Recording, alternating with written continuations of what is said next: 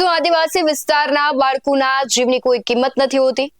આ સવાલ આજે એટલે થઈ રહ્યો છે કારણ કે સરકાર ભણશે ગુજરાતના બણગાતો ફૂકે છે, પણ છોટાઉદેપુરના ભીલપુર ગામની તસવીરો તંત્રના દાવાઓની પોલ ખુલે છે. છેલ્લા 15 વર્ષથી એટલે કે પૂરા દોઢ દાયકાથી આંગણવાડી એક જર્જરિત કાચા મકાનમાં ચાલે છે, જ્યાં ગેસની બોટલો બાળકોની બાજુમાં પડી હોય, છત પર પાણી ટપકતું હોય અને લાઇટના નામે અંધારપટ હોય.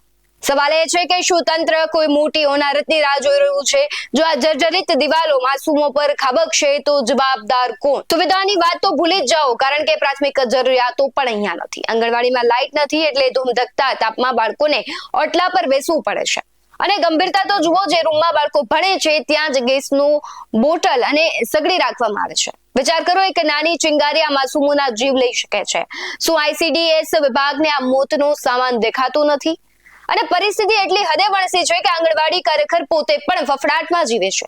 મોબાઈલ ચાર્જ કરવા માટે લાઇટ નથી અને ઓનલાઈન એન્ટ્રી કરવા માટે નેટવર્ક પણ નથી. સરકારના ચોપડે લાખોના ખર્ચે આંગણવાડીઓ બને છે, તો પછી ભીલપુરના બાળકો સાથે આ સાવકીમાં જેવું વર્તન કેમ?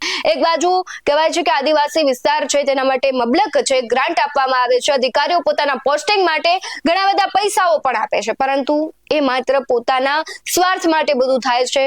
અને આદિવાસી પટ્ટો છે તે વિકાસના અભાવે છે. ત્યાંના બાળકો છે પોતાના ભવિષ્યને કહેવાય છે કે ઉજ્જવળ બનાવવાને માટે જે મહેનત કરી રહ્યા છે, સંઘર્ષ કરી રહ્યા છે, પરંતુ તેને સુવિધાઓ મળતી નથી.